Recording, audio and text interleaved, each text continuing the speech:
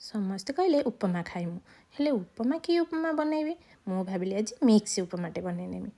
କେମିତି ବନାଉଛି ଚାଲନ୍ତୁ ଦେଖିବା। ଦେଖିପାରୁଥିବେ ମୁଁ ଏଠି ସୁଜିକି ଭାଜି ନେଇଛି ଭଲ ଭାବରେ। ତାପରେ ମୁଁ ଏଠି ସିମେଇ ଭାଜି ନେବି। ସିମେଇକି ନାଲି ପକାଇବା ଯାଏ ମୁଁ ଭାଜି ନେବି। ଦେଖନ୍ତୁ ସିମେଇ ଏଠି ନାଲା ପଡ଼ିବା ଯାଏ ମୁଁ ଭାଜି ନେଲି। ଆଉ ପାଣି କିଛି ଦେଇଦେଲି। ପାଣି ଦେଲା ପରେ ମୁଁ 1 ଚାମଚ ଲୁଣ ଦେଇଦେବି। ଏଠି ଲୁଣ ଦେଇକି ଗୋଳେଇ ନେବି। ଆଉ କିଛି ସମୟ ଛାଡ଼ିଦେବି ଫୁଟିବା ପାଇଁ। ଦେଖନ୍ତୁ ମୁଁ ଏଠି ଭଲ ଭାବରେ ତାକୁ ଗୋଳେଇ ନେଲି। ଆଉ ଏଠି ମୁଁ ସୁଜି ଭାଜିକି ରଖିଥିଲି। ଆଉ ଫୁଲକୋବି କିଛି କାଟିକି ରଖିଥିଲି, ଗାଜର ରଖିଥିଲି, ଆଳୁ ରଖିଥିଲି, ଆଉ ପିଆଜ ରଖିଥିଲି, ଆଉ କରିପତ୍ତା, ଟମାଟୋ, ଆଉ କଞ୍ଚାଲଙ୍କା କିଛି, ଧନିଆ ପତ୍ର, ଆଉ ଗ୍ରୀନ୍ ମଟର ମୁଁ ଏଠି କିଛି ନେଇଯାଇଛି। ଆଉ ମୁଁ ଏଠି ଗୋଟେ ପ୍ଲେଟ୍ରେ କିଛି ଜିରା ଆଉ 2ଟି ଶୁଖିଲା ଲଙ୍କା ନେଇଛି। ଏ ଜିରା ଶୁଖିଲା ଲଙ୍କାରେ ଟେଷ୍ଟ ଅଲଗା ପ୍ରକାର ଲାଗେ।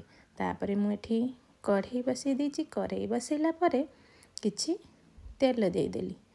ଆଉ ଟିକେ ତେଲ ନେଇଗଲି। ଆଉ ତେଲକୁ ଗରମ ହେବା ଯାଏ ଛାଡ଼ିଦେଲି। ସେ ଗରମ ହେବା ଯାଏ ଛାଡ଼ିଦେଲି। ଆଉ ଏଠି ମୁଁ କିଛି ବାଦାମ ନେଇଗଲି। ବାଦାମକୁ ଛଡ଼େଇକି ରଖିଥିଲି। ମୁଁ ଏଠି ବାଦାମକୁ ତେଲରେ ଭଲ ଭାବରେ ଭାଜି ନେବି। ଦେଖନ୍ତୁ ମୁଁ ଏଠି ତେଲରେ ଗରମ କରିକି ମୁଁ ଏଠି ବାଦାମ ଭାଜି ନେଉଛି। ଦେଖନ୍ତୁ ଭଲ ଭାବରେ ମୁଁ ଏଠି ବାଦାମଟାକୁ ଭାଜିକି ରଖିଦେବି। ଆଉ ତା ସହିତ ଜିରା ଶୁଖିଲା ଲଙ୍କାକୁ ମୁଁ ଦେଇଦେବି। ଦେଖନ୍ତୁ ମୁଁ ଜିରା ଶୁଖିଲା ଲଙ୍କା ଏଠି ଦେଇଦେଲି। ଆଉ ଇଏ ଜିରା ଶୁଖିଲା ଲଙ୍କା ହେଲା ପରେ ମୁଁ ଏଠି ଯେଉଁ ପିଆଜକୁ ରଖିଛି କାଟିକି ତାକୁ ପିଆଜକୁ ତା ଦେହରେ ଦେଇଦେବି। ପିଆଜକୁ ଭଲ ଭାବରେ ଦେଇ ତାକୁ ଟିକେ ରାଙ୍ଗେଇ ତାପରେ କଞ୍ଚା ଲଙ୍କା ସାଥିରେ ଦେଇଦେବି। ପିଆଜ ମଉଳିବା ଯାଏ ମୁଁ ଟିକେ ଭଲ ଭାବରେ ଭାଜି ନେବି।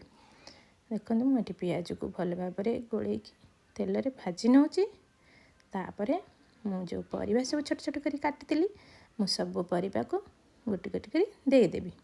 ଆଳୁ ଦେଇଦେଲି, ଗାଜର ଦେଇଦେଲି, ତାପରେ ମୁଁ ଫୁଲକୋବି ଦେଇଦେଲି, ତାପରେ ଯେଉଁ କରିପତ୍ତା ରଖିଛି, ଗ୍ରୀନ୍ ମଟର ଆଉ ଟମାଟୋ ସବୁ ପରିବାକୁ ଦେଇ ମୁଁ ଭଲ ଭାବରେ ତାକୁ ଭାଜି ନେବି।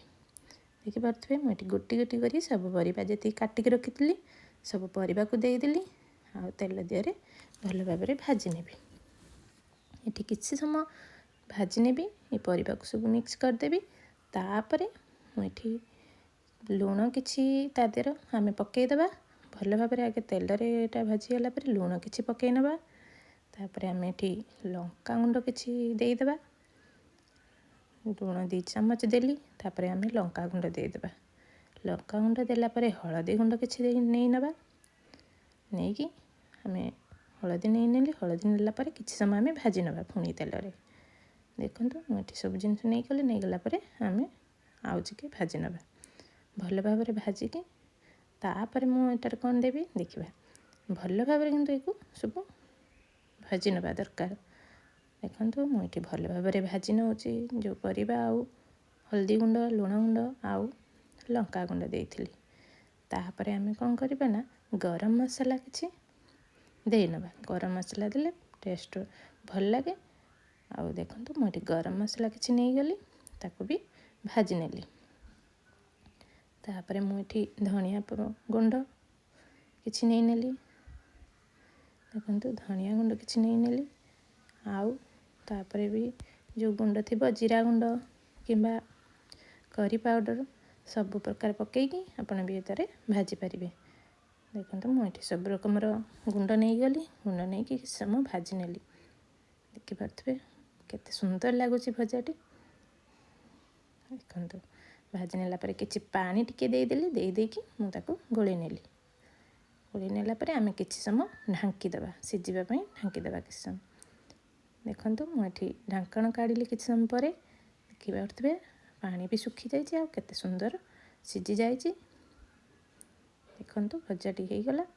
ତାପରେ ମୁଁ ଏଠି କିଛି ଚିନି ଦେଇଦେବି। ଚିନି ଦେଲେ ତା ଟେଷ୍ଟ ଟିକେ ଭଲ ଲାଗେ। ଦେଖନ୍ତୁ ଚିନି ଦେଇଦେଲି।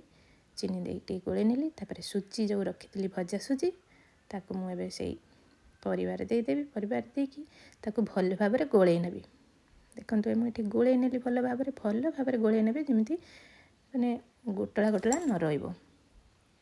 ତାପରେ ମୁଁ ଏଠି ଯେଉଁ ସିମେଇ ରଖିଥିଲି ସିମେଇକି ମୁଁ ଗୋଟି ଗୋଟି କରିଦେଇଥିଲି। ଟିକେ ଲେମ୍ବୁ ଦେଇଦେବା। ତା ଦେହରେ ଟିକେ ତେଲ ଦେଇଦେବା। ଦେଇକି ଗୋଳେଇ ନେବା। तापर मुझे सुजी और सिमेई की देदेली देखु भल भाव गोल नवा आम देखो ये सुजी सिमेई देदेला केते सुंदर लगुच उपमाटी आई प्रोसेस बनई कि आपण मैंने खातु आपण मानक भी भल लगे कि पानी टिके टिके देदेबा ताको गोल नवा केमिति लगिला उपमाटी कमेंट माध्यम जनइबे भल लगे लाइक करदे गोटे सब्सक्राइब करदे मुझे सुंदर सुंदर खाଇବା बनईकि आपण मानक वीडियो माध्यम देखी देखिपे मुझे धनिया पत्र किसी देदेली गोलैदेली देखु मोर रेडी होगला सुजी आ सिमेई उपमा आ मसला वाला आपण मानक केमिति लगुच भल लगुच ना देखु मुझे भी बढ़िया सुंदर